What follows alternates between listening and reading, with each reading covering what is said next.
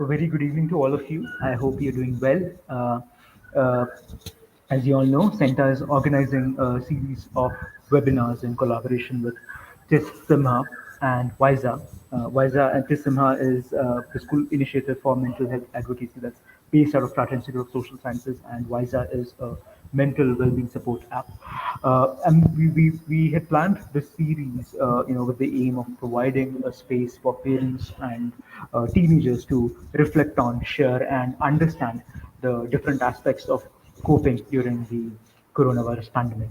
Uh, and we planned this as a four-session series, and the fourth and the last session is happening today, and it's happening right now. This specific session is meant for parents, and it will focus on how parents should take care of their own needs, specifically understanding their own mental health needs and taking care of the child and the parent in them. Would like to welcome once again Dr. Uttarachari and Miss Hamsini Balasubramanian, and both of them have been with us during the course of this entire series. And for those of you joining us for the first time today, I'll quickly introduce both of them. Dr. Uttarachari is an assistant professor of clinical psychology in the Department of Psychiatry at St. John's Medical College Hospital in Bangalore. Her areas of interest are child and adolescent mental health, psychotherapy, management of stress, anxiety and depression, and suicide prevention.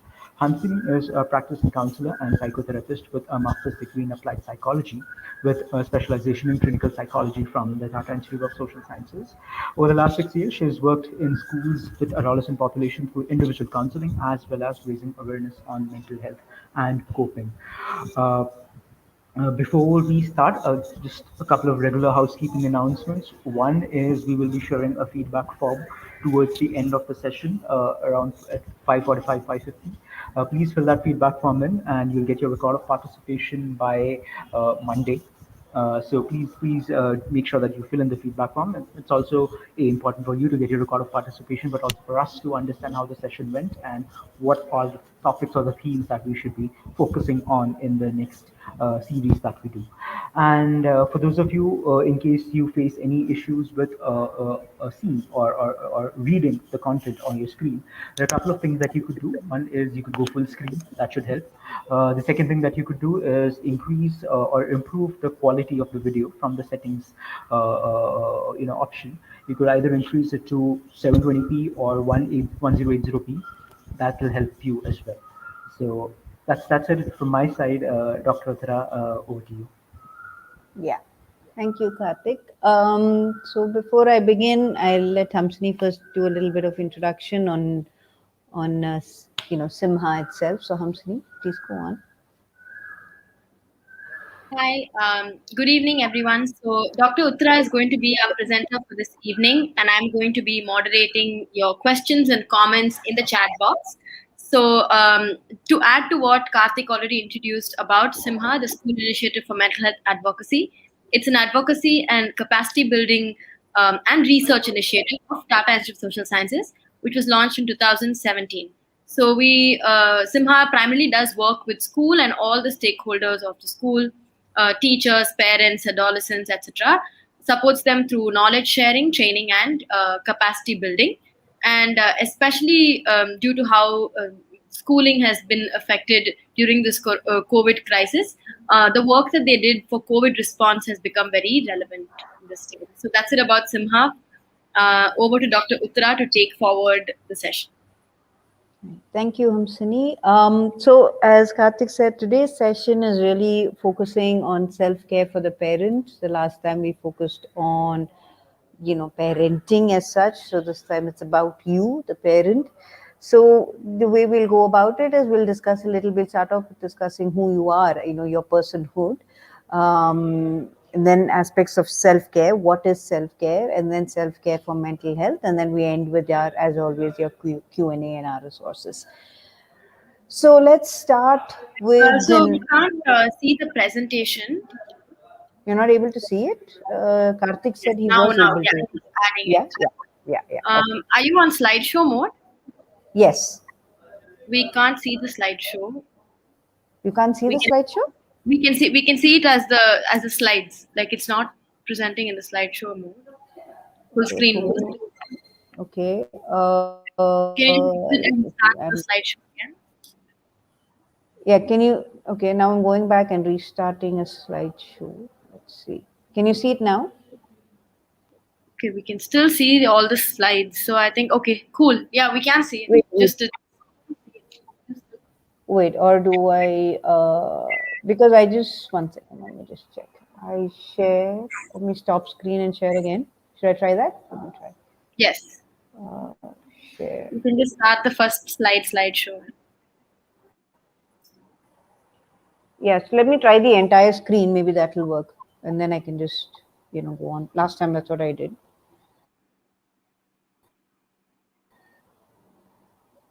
Can you Yeah, see it now? looking good. Correct. Yes. Yeah, now you can see it. Okay. All right. So we start with an activity, which, and of course, we'd like your responses in the, in the chat box, in the comment section, and Hamsini will moderate. So you have to fill in the blanks. It's something we do with all kids. So fill in the blanks as your first one is I am dash. Fill in the blank. People say that I am dash, and what is most important in my life is dash. So we'll give you a little bit of time.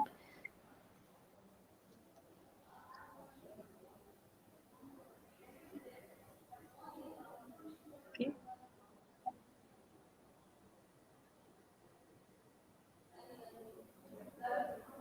Okay, so I'm waiting to see Yeah. responses in the chat box to these three questions. I think a lot of I am is getting the name. I am so and so. Okay. Okay. I am a teacher. I'm an educator. Mm-hmm.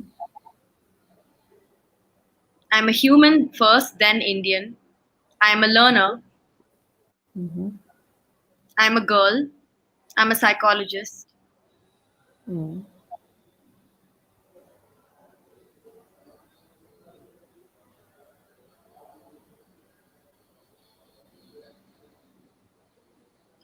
Indian. I am courageous. Okay. I'm friendly. No, sorry, I think that's the answer to the second one. People say that I'm friendly. Okay. People say that I'm friendly. What is most important in my life is values. I'm a mom. I'm a good person. I'm an active learner. I'm good in social relations. People say that I'm self confident. Mm. I'm a mentor. I'm an optimist. I'm a loving, motivating teacher. People say I'm a loving, motivating teacher. People say I'm very sweet. People say I am friendly. I am fearless. What is most important in my life? You said is values. Anything else? So there's values so far. People say that I'm helpful, a master listener, kind. What's most Mhm. important in life is peace. People say that I'm very cool. Okay. Yeah, I think quite a few responses. I think what was interesting to me is that when you filled in I am, most people seem to fill in saying I'm a teacher, I'm an educator, I'm a psychologist. When they started talking about people say that I am, they gave characteristics that I'm kind, friendly, and things like that. So I think it is important to differentiate between what is your identity and what are the roles that you play. A role is something that you assume. So it would be being an educator, being a teacher, being a psychologist. Those are all roles that you have. Your identity is who you are, right? And sometimes when you say, sometimes our roles can become our identity. And that may not be the best way out, because we are first people, and then we function in different roles. So I want you to think that, when you say others, how they see you, you've described it as identity, and how you see yourself is as roles, right? So maybe we want to flip it a little. So another question to you is being a parent an identity or a role? Can we have a response to this? Can we have some responses to, is being a parent an identity or a role?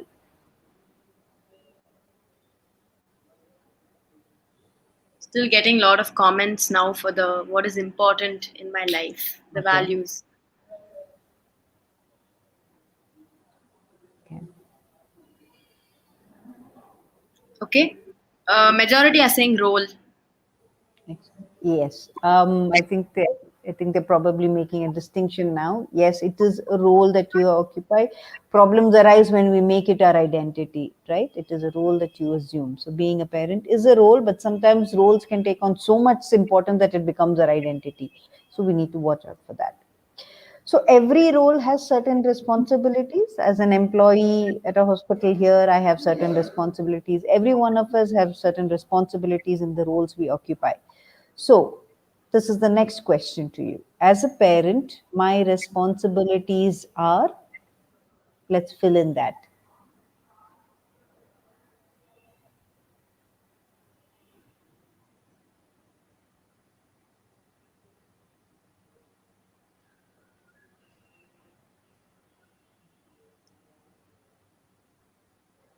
Are we getting any Yeah, response? I'm still getting very mixed responses for the previous questions, and Okay, okay. I uh, think it's good that people are putting in so much thought yeah, in. I'm glad everyone is reflecting. Even Yeah, if it, you can take your own time to answer these questions. You can answer these yeah, questions multiple times in your lives also. correct. Different points. Okay, responsibilities: taking care of my children, creating a good human being, bringing up my kids, making them dependent, a true human being, fulfilling demands, I assume, of children, fulfilling the needs of family members, caring for my children, Mm, um, giving good, grooming my child, mm, being caring and loving, taking care of my family, mm, duties to my family. I think that's the large theme over here. mm, mm, mm. Caring, fulfilling duties, and nurturing children, I think, is the repeated Right, thing. right. Producing a conducive environment to grow and to educate my child are two other Mm. themes. Oh, interesting. So, And yes, those are what. one more theme Yeah, which go would on. be relevant to what you're saying, being a role model for my child.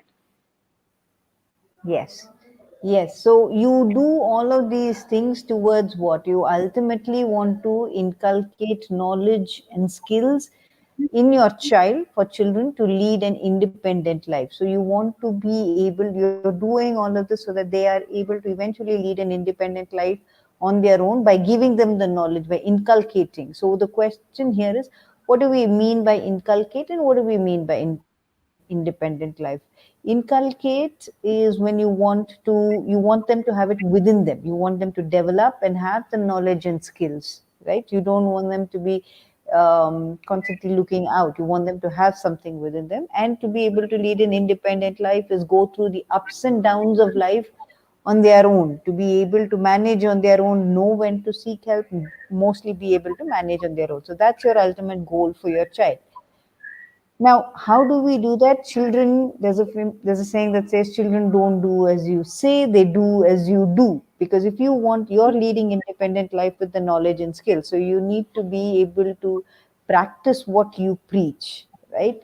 You want them to be able to take care of themselves, which means you need to start practicing your own care, which is where self care for parents and parenting comes in together. If we take care of ourselves, our children will learn to take care of themselves too. So we need to practice what we preach. So, I like a couple of more of the themes that came up about sure, teaching go ahead. children to be brave and overcome obstacles, helping them learn how they can deal with obstacles. Um, and the other one is to help them feel at peace. These are two other themes that came up, which Right. I assume, extrapolating from peace, I assume you're saying their well-being, their wellness. Correct. Yeah, yeah. And so, yeah, going back, you do that best by demonstrating it yourself, right? So, and so you parent them by parenting yourself in some way. And like Karthik said in the beginning, we all have a parent and child within ourselves. So we need to also parent our child. So, going into what is self care?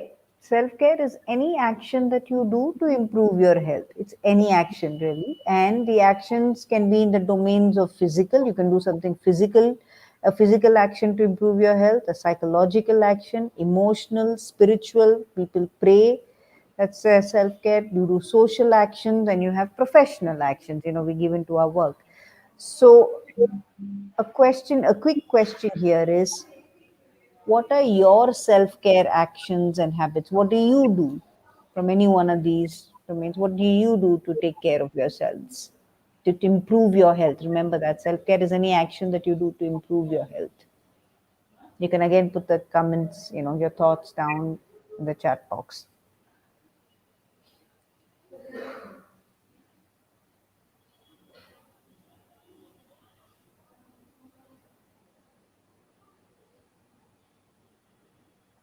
Do we have any responses, Hamsini?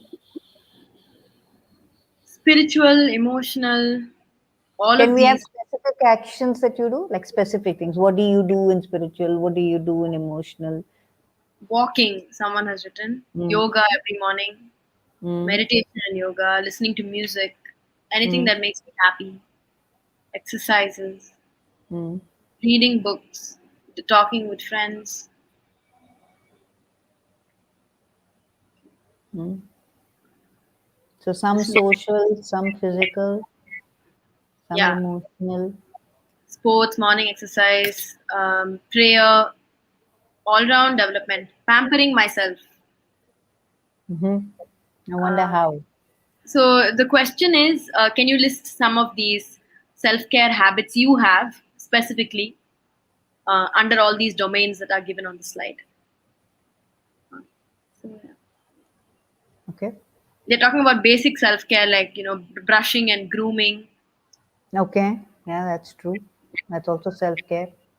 It is always having a positive attitude, having gratitude journals, loving Mm, myself, getting enough sleep, mm, um, coffee and a good book, spending quality time with kids after work, and morning meditation, positive attitude, hobbies, reviving my hobbies. That's nice. mm. Drinking more water, cooking and eating out. Yeah, so a whole variety Oh, of right. examples. Thank you Yeah. so much for sharing what you do. Yeah, quite a bit. So now usually, yeah, I think we have quite a grounded bunch in self-care who seem to be doing the right things. But people also, we also indulge, right? We also indulge in the sense that, we say, okay, I want to have an ice cream today and I feel good. And that is there, or we buy over the pandemic, actually, many people have gone online to buy a whole lot of stuff, unnecessary stuff actually, right, as a way to just feel good. There's something called retail therapy. So how do you make the difference between self-care and self-indulgence, right?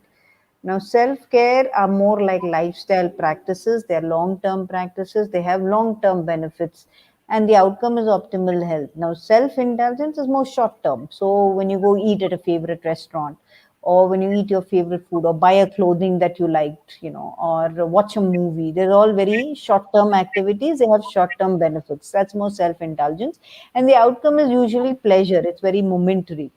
So I'm not saying that self-indulgence is bad, but I'm saying that you need to focus on self-care because you want long-term, health, right? Short-term indulgence doesn't, that gives you momentary pleasure, and sometimes people also end up having with indulgence. There may be others who will come and saying, "Why did you have to buy something so expensive?" and things like that. And so, whereas self care allows you to grow as a person, indulgence allows you to just enjoy momentary pleasures, right? So, self care versus self indulgence, know the difference and see what you are doing. Are you self indulging or self care? It's, if you're self indulging, it's okay, but do self care more than indulgence. So we move on to self care for mental health, right? So since I said self care is for anything that any action that you do for health, mental health is one of the aspects of health. You can have physical health, you can have mental health, you can have social health, and mental health is what we are going to be focusing on. So what we will do now is we start off with a questionnaire, which I will show in the next slide. Let me just show it. It's a questionnaire. It's a very widely used questionnaire available online called the WHO Wellbeing Scale, and it is just to see what is your mental well-being. So it is not just about that you don't have an illness, but how mentally well you are. Mental health is like physical health. How physically fit you are, how mentally fit you are. So that is what this scale looks at. So I'll explain the scale a bit and we'll give you some time to answer it. So what you need to do is, you see on the top, it says over the last 2 weeks, that is in bold. So you have to answer every one of those questions below. Over the last 2 weeks, I have felt cheerful and in good spirits. Over the last 2 weeks, I have felt calm and relaxed. The next one is, over the last 2 weeks, I have felt active and vigorous. Over the last 2 weeks, I woke up feeling fresh and rested. Over the last 2 weeks, my daily life has been filled with things that interest me. Now, for each one of those items, you have five options to answer. Sorry, six, from 0 to 5. So, for example, I'll answer for myself. Over the last 2 weeks, I have felt cheerful and good spirits. I'll say 3, more than half of the time I have. So you see what fits for you. If it is all the time for you, it will be 5. If it is most of the time, 4. More than half the time, 3. Less than half the time, 2. Some of the time, 1. At no time, 0. So for each item, see what score you get. Is it a 5, 4, 3, 2, 1, or 0? Just mark that down for yourself on a piece of paper, because you'll have to calculate the total after that. So just we'll give you about maybe about 3 minutes, 2 3 minutes. You can ask any questions that are not clear in the comment box, and we can explain. So many people are asking, saying screen is not clear. If you increase the quality of your video by going to settings in the bottom of the YouTube video and changing the quality to a higher pixel rate, and then you will be able to see the questions clearly. How someone's asking to explain how to do it again. You can see these questions that are written on the left, or rather they're statements, right? Each statement you have to rate from 0 to 5, and what each number 0, 1, 2, 3, 4, 5 means is written on top on the column. So And the one means time period is 2 weeks. Just tell them that. Yeah. correct, yes. And think about this for your life over the last 2 weeks. So when you're answering these questions, think over the last 2 weeks of your life.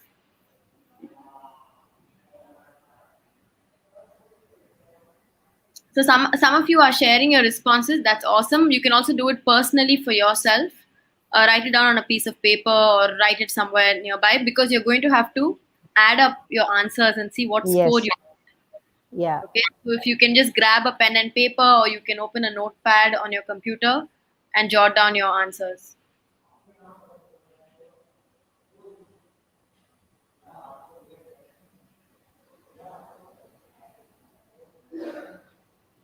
Okay, I think several people have already done it. They have selected their ratings. If you want to move ahead, we can. If any of you are taking your own, taking time, no worries at all. You can always, revisit this video once this session is over, even, and do the scale for yourself again. Yeah. We'll probably just give another 15 seconds, and then 15 to 20 seconds, and then we can move on. Sounds good. Yeah. So just ensure that all of you have the total score. You need to add up, like it'll be 5, 4, whatever.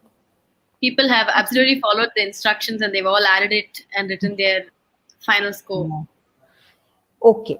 Now, so like I said, you have to sum the total score. Now, after you get the total score, you need to calculate the percentage. So the percentage is the total score divided by 25 into 100. So whatever the total score was, if you got it 15, it is 15 divided by 25 into 100. If you got in 25, it's 25 divided by 25 into 100. So calculate the percentage.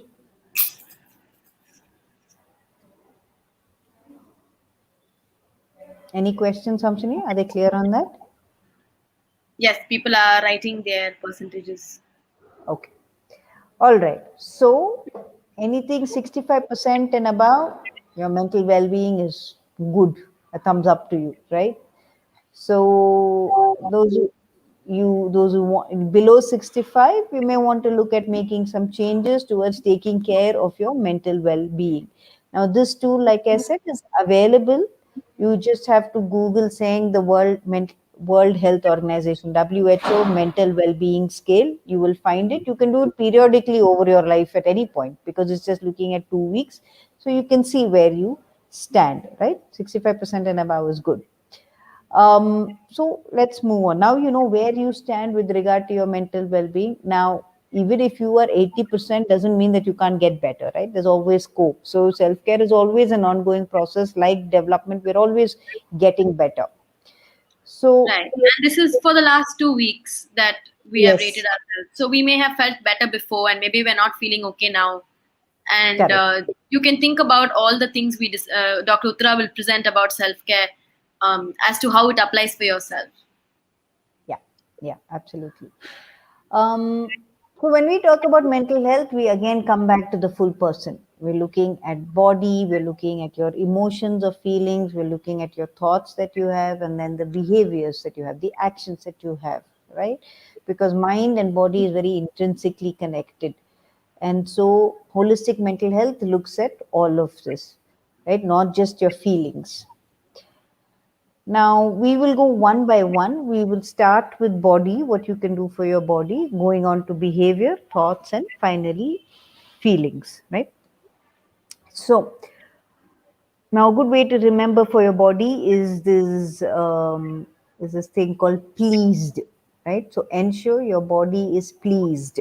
What do I mean? P stands for physical health. Take care of your physical health. It is recommended that you, even something as little as 20 minutes a day of exercise is good enough, right? You don't have to, we all set out these huge goals of 1 hour every day of walking. Many of us life cannot do it. You can, even if you target 20 minutes every day, it's good enough. Of like some vigorous physical exercise, that's enough. You want to list resources and barriers, and you want to seek out the resources. When I mean resources, people around you. If you need some help, who can you go to? What do you have as material and non-material resources, things like that. And you want to see barriers, you want to navigate the barriers. Not everybody has. So for example, in Bangalore, major barrier is power cuts, right, at a very systemic level. How do you work around it? Or things will happen in life, so what can you do to manage things that crop up, all of that. And with regard to your body, right? So if you have some pain in your leg, what can you do? Can you ask someone to drop you and things like that? So list your resources, barriers, and navigate your barriers and seek out your resources. Eat balanced meals and drink adequate water. Of course, there's a classic thing is to, like they say, eat like a king for breakfast and a pauper for dinner. So you want to cut down your meals through the day. Eat a heavy breakfast, moderate lunch, and a light dinner, and an early dinner is what is recommended, right? And drink adequate water, bare minimum 2 liters a day. Of course, I'm sure none of hopefully all of you are well achieving professionals, but yes, avoid drugs, alcohol, and I would also add tobacco.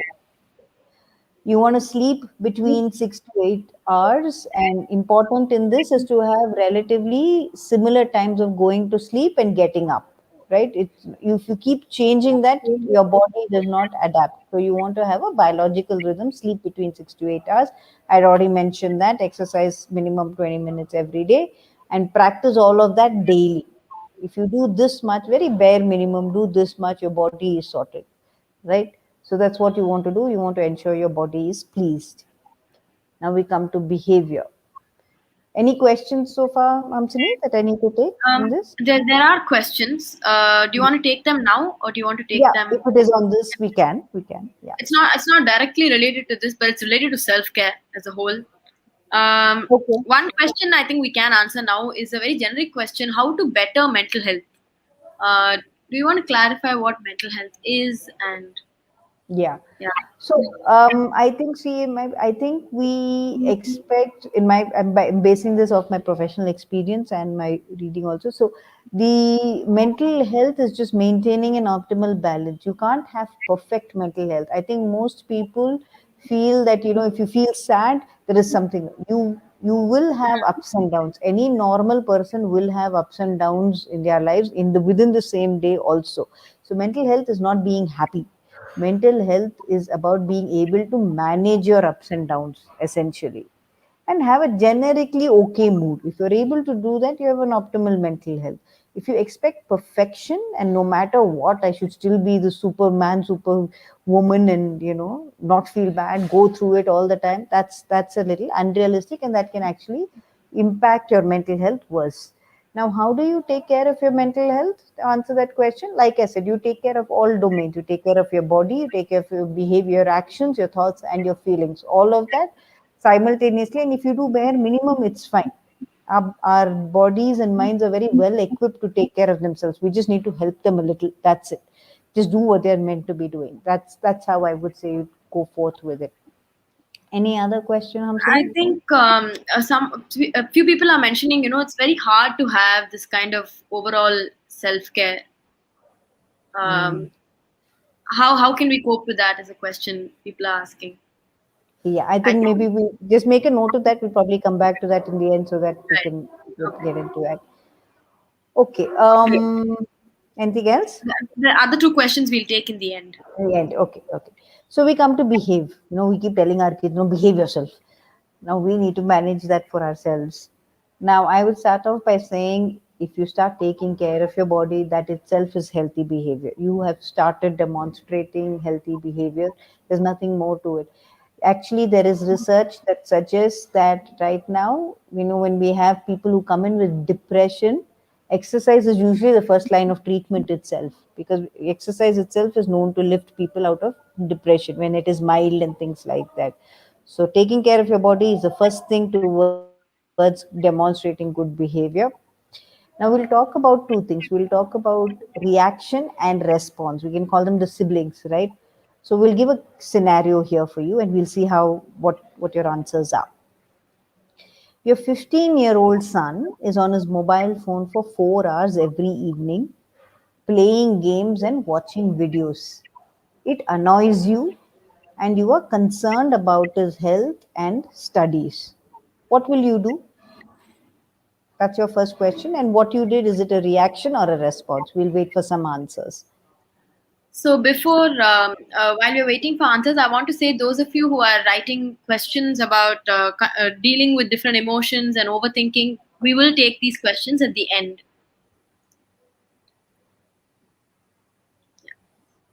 Okay, so looking for some responses. Okay, a few people are saying response.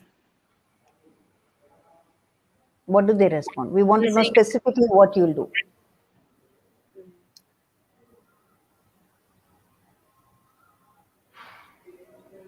you could write your specific response or reaction. Yeah, yeah. We want to know specifically, and then you can say what you do. So, what will you do specifically?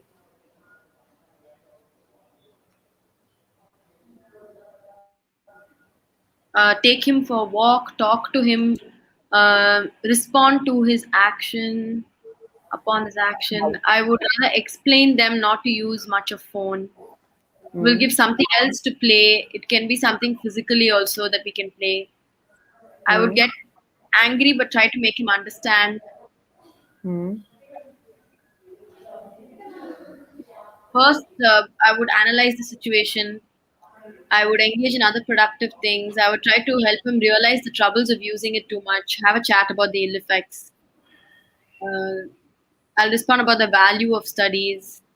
I would take away the mobile. The immediate reaction would just be taking away the phone and then talking after a while, mm, talking about his interests. So I think they're saying conversation both about, okay, here's why you shouldn't use it, but also mm, asking him what else he'd rather do, which is a very well mm, rounded approach. mm, mm, mm, mm, And many people are saying trying to understand what the child wants or what's important to them, what they want to learn, what their goals are.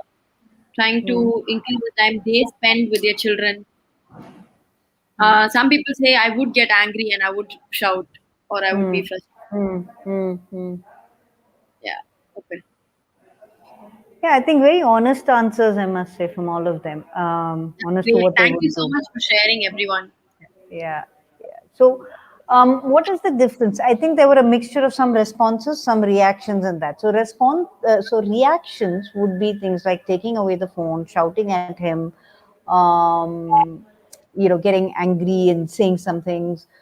All of that, a reaction and a response would be things like some people said about, taking him for a walk, talking about it, um, giving it some time. So what is the difference? Basically, reaction is like that, right? You get upset, you just do immediately, and a response is pause and do I think that's the easy way to. When you do immediately, you're reacting. When you pause and do, you're responding. Ideally, with you want to be responding, whether it is to your own self or even to others. So let's say if I am upset with something, here also you are upset. You're actually responding to your own emotional upset of your son using the video games. That is only the source of what is making you upset. Him using the mobile phone is making, that's the source. But the truth is that you are upset.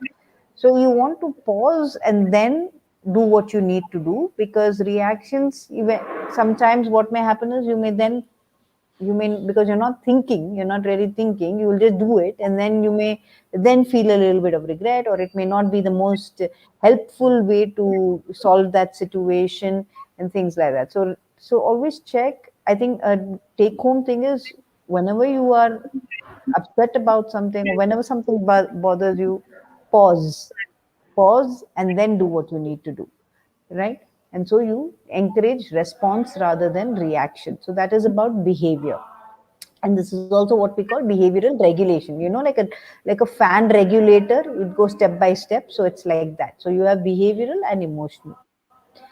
Now, we is there any questions on that, Hamshini, No on questions. this? Still a lot of responses. Very nice responses. Very different ideas of how they would approach it. It's really, Great. really nice to read. I think everyone should also read what each other would do. We can also learn from there. Absolutely, absolutely.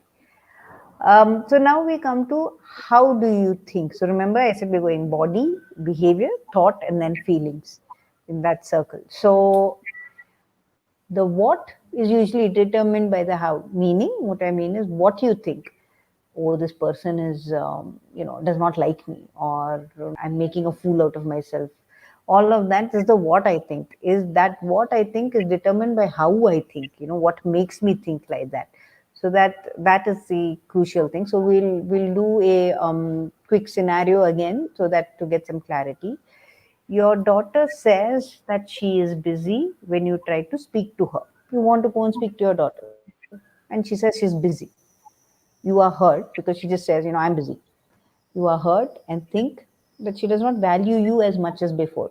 Earlier she was my darling daughter, and now she's just telling me I'm busy and not talking to you. So you're hurt, and you think, okay, I'm not as important as I was to her before. And that's the scenario. So my question to you is, what evidence do you have, or you need to ask these questions to yourself actually. What conclusive evidence do you have that she does not value you as much as before? Is there any evidence that we can pick up from the scenario that she does not value you? Is there any, you can write in your answers on the chat box. Is there anything that says she does not value you? Any answers, Hamsini, on that? Not yet on this. Other comments are coming in. Okay. So probably there is no evidence. And is there any other possible explanation for her behavior? So when this is especially useful when we have negative thoughts, right? About our children, about others, about ourselves, all of that, like a judge would ask, saying, what is the evidence to say that, he did this? Right? They're trying to find an evidence. We need to ask ourselves also, what is the evidence that this thought is right? That, I'm, for example, my presentation is boring. What is the evidence? Right? And see if there is, and see if that evidence is conclusive. It's like for sure that, that is for sure that, it's that person thinks of me like that. And you also want to ask yourself, is there any other possible explanation for that person's behavior? When your boss yells at you, is it just because I'm a bad employee, or maybe he or she had a bad day? Maybe their car got broke down or something like that. Is there any other explanation for their behavior apart from it being about me? So whenever you have negative thoughts, especially negative thoughts, you can do this for any kind of thought, negative, positive, but especially negative thoughts, because negative thoughts make us feel worse, right? If we think negative, we're going to feel bad. You want to look at what evidence do I have, and it is conclusive that it is for sure because of that. And is there any other possible explanation for that thought or that behavior? now people are listing many explanations. Like, for example, maybe she's busy with something else. Maybe she's having a relationship, so she doesn't want you to disturb. Maybe it's the Mm, adolescent age that you need more mm, independence and more personal space. Maybe she's not in the mood, so she doesn't want to talk right now, etc. Maybe she's preoccupied.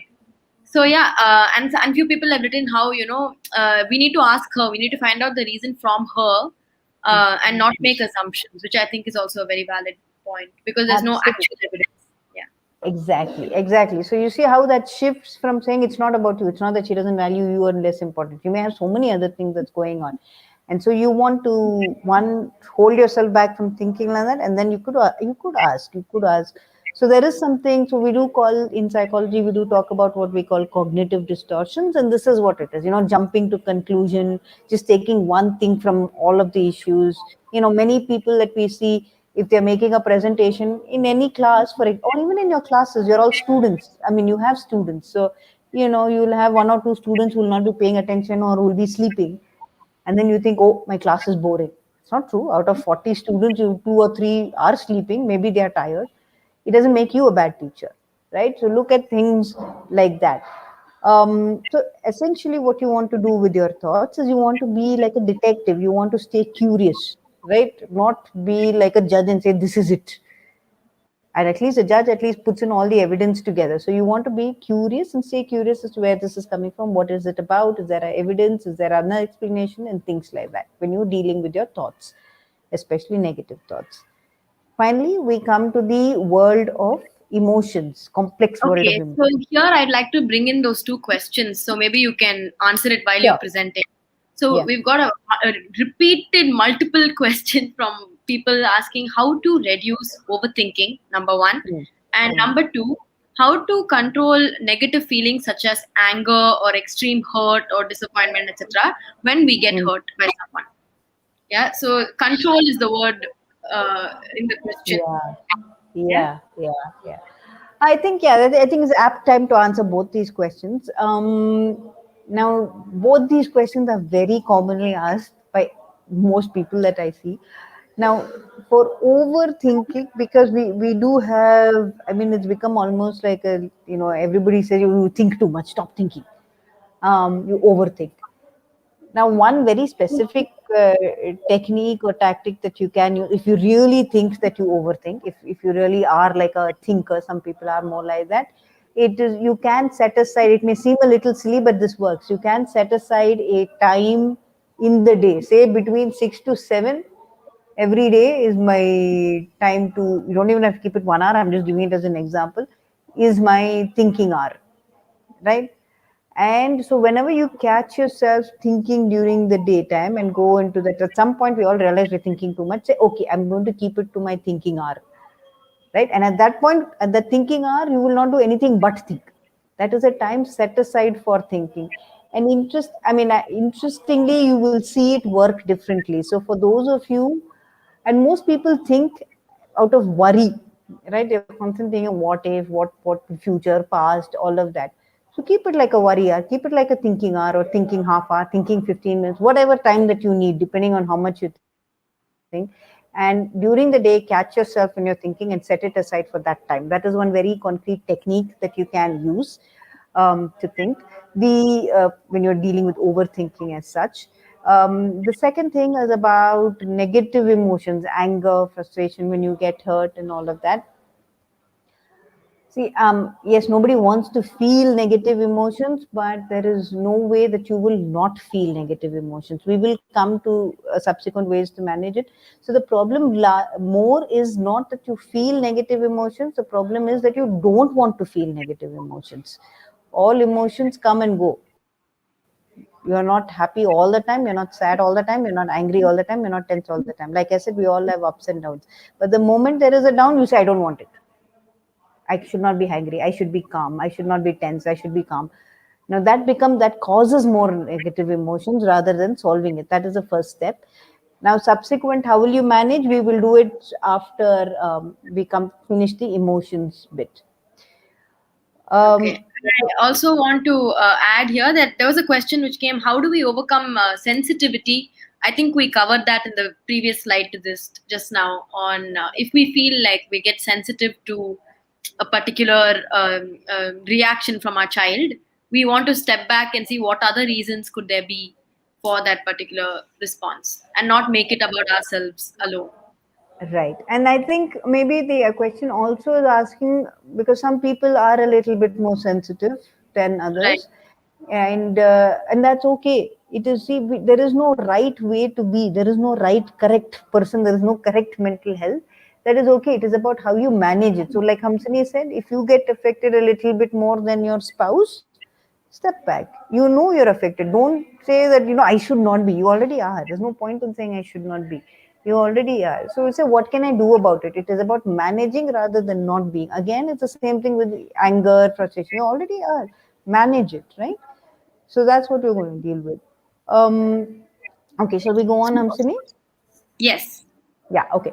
So what we'll do is we'll do another quick, I'll give you exactly 1 minute for this. We're doing a quick 1 minute exercise, and what you have to do is, how many emotions can you name in 1 minute? You can type it in the chat box, and we start now. I'll give you exactly 1 minute. All we're doing is naming emotions, Correct. naming feelings. I think it takes a few seconds for the responses to start coming in, so we'll just Right. Yeah, wait yeah. and check. Okay, we have anger, All that you can think of, type it out in one go, in happy, 1 minute. sadness, confused,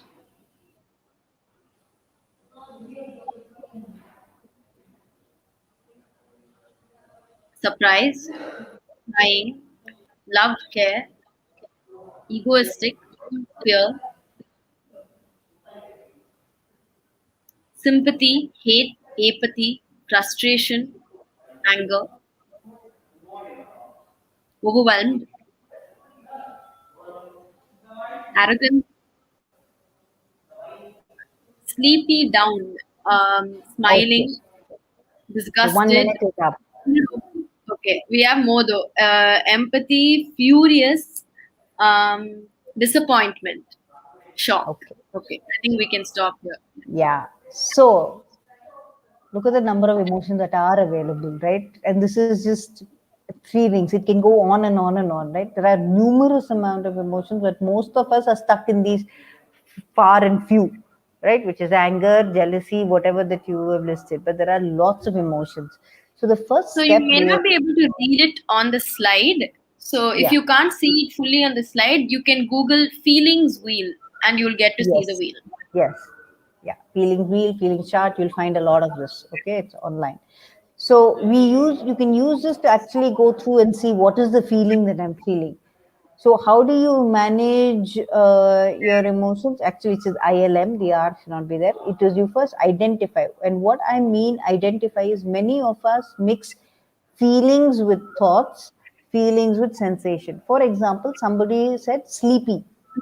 Sleepy is not a feeling. Sleepy is a sensation, right? Your body feels sleepy. Your mind feels, your brain is sleepy. Hungry is a sensation. Um, Confusion is actually a little bit of a, because you have a lot of thoughts running around in your head, right? So you want to first identify, am I labeling a sensation or a thought as a feeling? That is what you want to identify. Second, once you identify, okay, this is a feeling, you label it, and you can use this feelings wheel to kind of label it. And then third, you then, once you label it, because once you're able to accurately label it, then you manage it, right? Now, how do we manage it? A quick tool is to have these 5 Ds. So the 5 Ds are deal, distract, just tolerate, diffuse, and defocus. Now, deal. Now, if what is causing you some emotional, you're causing you anger or causing you some emotional upset, is a thing that you can solve, right? You have a deadline at work and you need to do it. It's something that is it's a tangible task that is causing an emotional response. So go ahead, break it down, go into problem solving mode and say, okay, I'll do this. Go into problem, that is dealing. Now, distract Now, sometimes you may have situations where you can't do anything about it, right?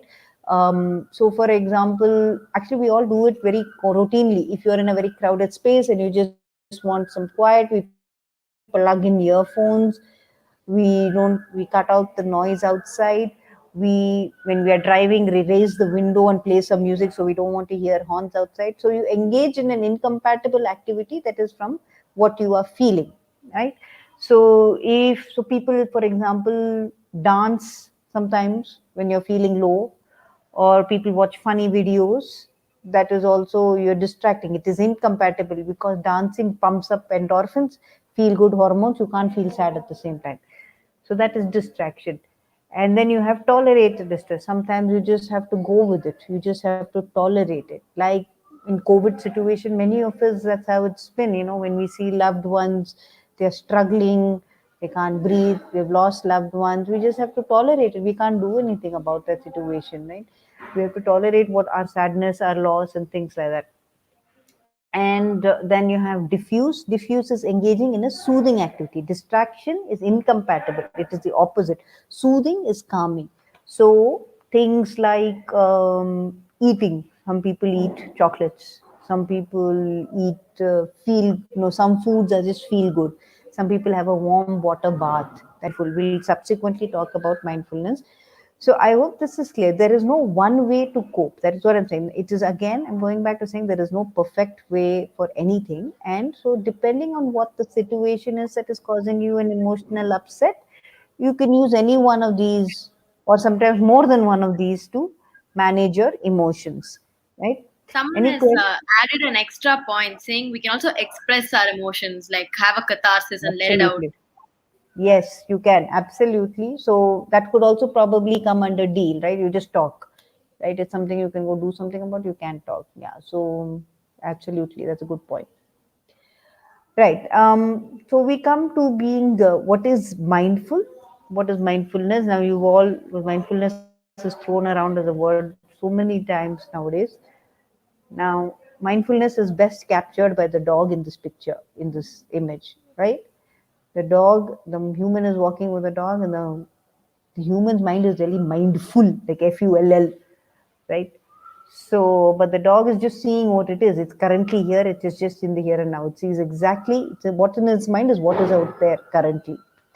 So, as a human being, while we are in the present, our body is in the present, but our mind is in the back. What happened before, what will happen in the future. So, we are not here, right? That is like that human being with all that cluttered thoughts walking with that dog. So if you have to get from being this human to this human, I mean, this dog, essentially be the dog, what do? You consciously and volitionally bring your awareness to the present. So you very, purposefully bring it aware to the present, into the present. Some of you were there for Hamsini's first presentation, you would have, if you remember, she spoke about grounding. Now, grounding is one little way of being mindful, right? You come back to saying, okay, what is there in front of me? What am I seeing? What am I hearing? What am I tasting? What am I smelling? What am I touching? You're coming back very focused to the present, right?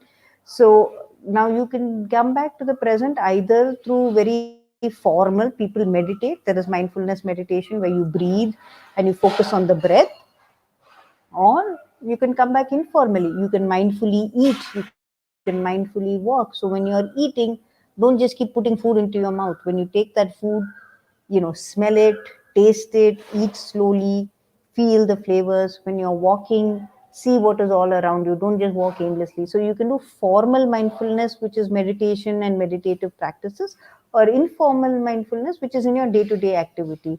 What I also recommend for people is you can take mindfulness breaks, right? At every 2 hours, take about a minute off to come back into the moment and see. You can do it with things and senses, or you can even do it with feelings and thoughts. What am I feeling? What are the feelings that I'm having?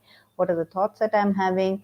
What is my sensations? My stomach is grumbling, things like that. A key to remember is do not judge.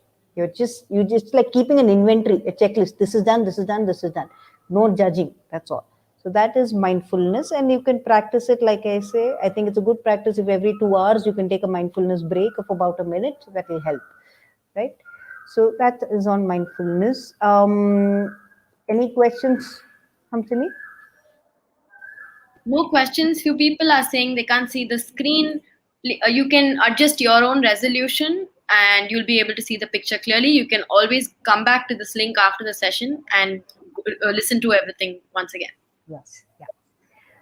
So finally, we thought we'll cover a little bit because some people wanted, in the last session they had mentioned parenting difficulties. So life is challenging. We can only do so much. So you may have deadlines at work. You don't know. There's a threat of you losing your job. Pandemic that is there. So you have employment issues. You have financial concerns that can happen.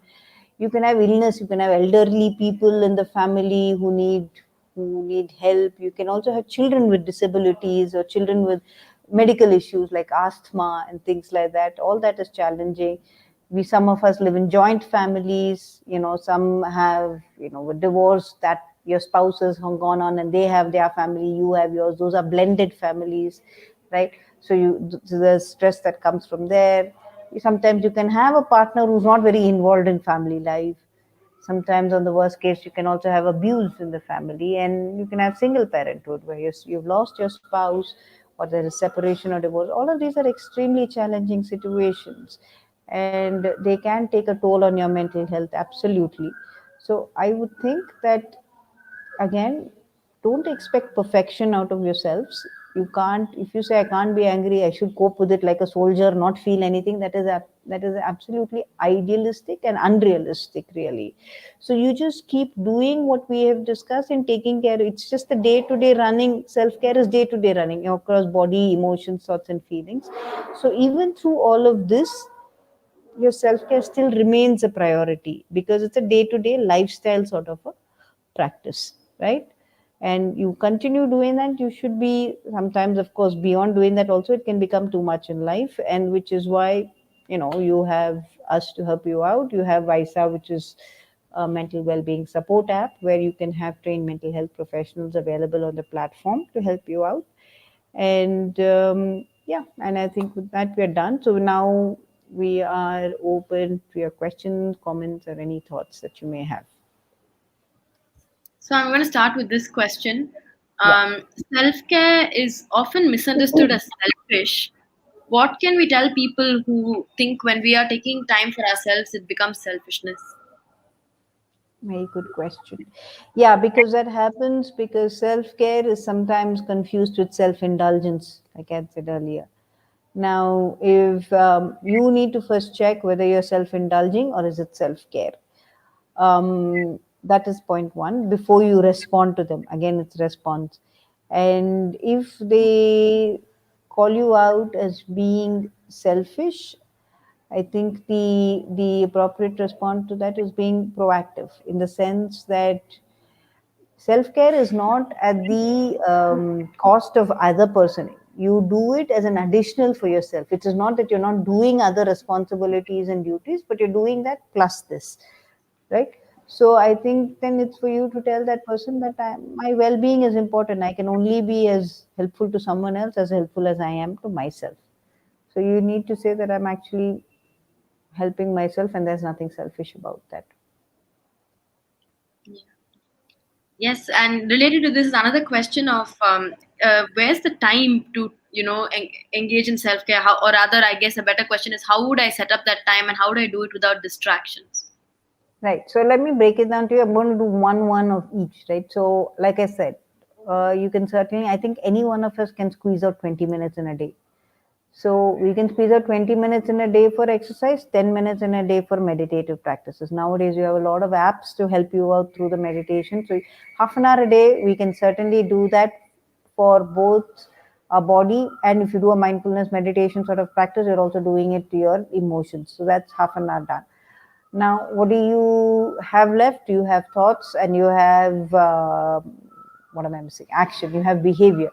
Now, thoughts is an ongoing thing, like I said, right? You can catch yourself as and when and say, am I thinking okay, not okay? Some of you, if you have time, please journal. That is also getting the thoughts. Journaling helps to get the thoughts out of your head into some paper.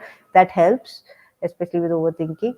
Some of you said overthinking, and I said you can set a timeout. The timeout for thinking can be while you're having a bath also, right?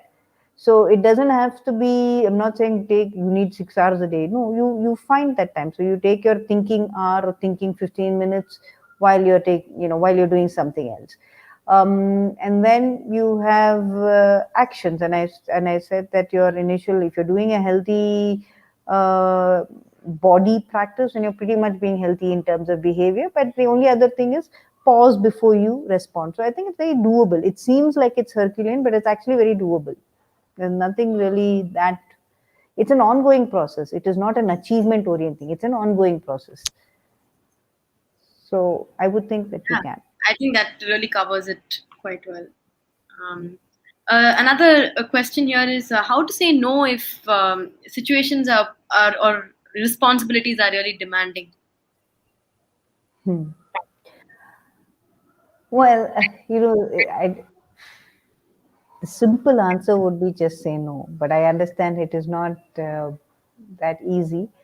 Maybe, see, some of us struggle with saying no because there is always these thoughts of, if I say no, what will they think? They'll think of me like, I'm not a good worker, or they think that I'm not helpful, or they'll think that, I don't know, whatever, depending on the context of who asks you. I would suggest one is to pick up the skills to be able to say no. But again, I would suggest going back to the thoughts that we said. If you say no, how do you know for sure? What is the evidence to think that they will think of you as a bad person? Is there enough evidence? And if they do think of you as a bad person, is there other reasons why they may? Is it because they are being a little judgmental and they are jumping to conclusions? Does it tell you about you, or is it about them? Right? So it may help you to do that sort of activity. But during the situation at that point, to say no is, you may have to just say no and then maybe do the thinking. Because if you think at that point, and then you'll struggle with saying no and things like that. Right. But it's a little difficult to begin with to say no, but as you do it, it becomes easy. It becomes more used to it. It may not be easy, but you get used to it. Yeah, I think here also saying no is basically you are setting a boundary for yourself. So, maybe it Yes. takes some time to get comfortable setting boundaries for ourselves, especially if we weren't in that practice, but it can be something we work on. Yes. Yeah. Okay, I think these were the questions related to self-care. There are a few other questions on parenting. We're a bit over time. Would you like to take some of the questions? Yeah, I think it's 6:02. We can go up to 6:05. So 3 more minutes is okay. I think that's it. Yeah. Okay, so I think, sorry, there was one question on how do we perform under pressure. So I don't have enough clarity on this question. So I think we spoke a little bit about dealing with pressures or dealing with demands. So yeah, is there anything else you'd like to add related to that? I think what they mean probably is when you get very overwhelmed with pressure. I think a good thing is to go back to your 5 Ds. Like I said, it's one or the other. You can do all. If you have a lot of work, chunk it down, that you're dealing with it, you're problem solving. You kind of distract yourself, do some, if you can't stay anxious and calm at the same time. So do something that will calm you down, you diffuse. So if it is about having a hot water bath or going for a run or whatever it is, change the emotion, right? And then come back to your work or talk. Somebody said express, do that. So it is about go back to your 5 Ds and see what all you want to use from there to use to get yourself through that situation. Okay. We then have questions on conflict management, like how to deal with conflicts that come up with children or in the family, and two, question on what can we do when children are using too many gadgets, becoming very nocturnal, especially during this pandemic time. Yeah, I think some of the questions were being dealt with in the previous session, but um, so I think we I think it's probably quite have. a detailed topic, actually, broad topic, how to deal Yeah. with conflict. Yeah. Yeah, it depends on the conflict. It depends. I think, see, I think tying it in with self care would be that when you're dealing with conflict, you don't lose your grounding, right? And that is where your own self care comes in. You still stay calm. You still, to the extent possible. Of course, you have to draw boundaries, but you still stay a little grounded. And then you're in a better position to deal with conflict. But I would also suggest maybe go back to the previous session and see the specifics of what you would like to know. The other thing is that about children becoming nocturnal and things like that. Look, a lot, like I said, it is demonstrated. So Parents usually say, we can stay awake, you go asleep, right? You go to sleep. That doesn't help. So I think it is about the entire family sleeping together, all parents, children, all of them turning their phones off. Parents are on their phone, they keep the phone saying, we'll get a call in the night. All of you, you do it, you demonstrate the behavior that you want them to do, right? Maybe all the phones are put in one place when everybody goes to sleep at night, and you all go to sleep at the same time. So the winding down to a family time happens, and it will be a little difficult. But if the teenager sees you doing it, they have more a reason to do, because they can't at least say, you get to do it. Why can't we? So I think demonstration and start practicing it yourself. Like I said, practice what you preach may help out. Yeah, Super. Okay, shall we take one last question, which is sure. how do I deal with what others think of me? Like Yeah, there I was a think thought that, yeah. again, it is, you don't have to deal with what others think of you. It is their thought. You have to deal with the emotion that you feel, or the thoughts that you have about what others think of you. I feel, so you one, I think, see, that is where I'm saying, this is where it becomes a lot of hypothesis and uncertainty and perception. How do you know that they're thinking that about you? Number one. Again, go back to saying, is there evidence? Two, you think that they're thinking that about you, and then you feel bad. So I think, go back to again evidence seeking, to saying, do I really know that they're thinking that about me? And like I said, to start off with, when they think, it is their thought. What we think is our thought. So they deal with their thoughts, I deal with my thought. So we draw that boundary for yourself. You can't change what people think of you, really. Absolutely. Okay, we got another question. How can we be a role model for kids, or who can be their role models?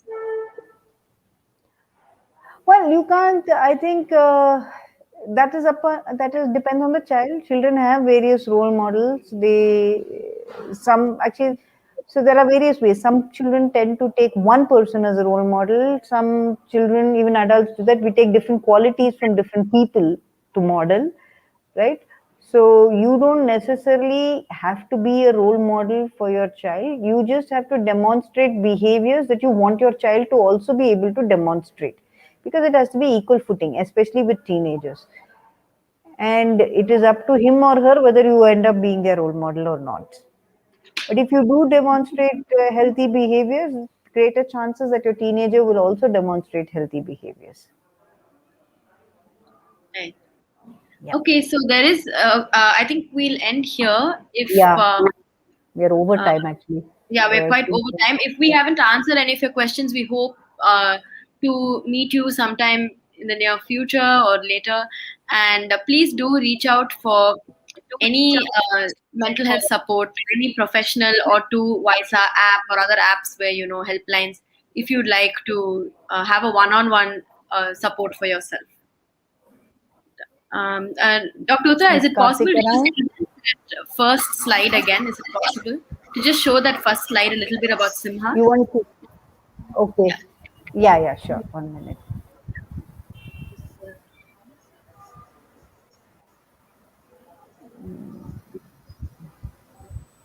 Thank you so much for all the comments and appreciation you have expressed. That really is very meaningful to Dr. Uttara and myself. So, just the second slide, a little bit about Simha, the second one.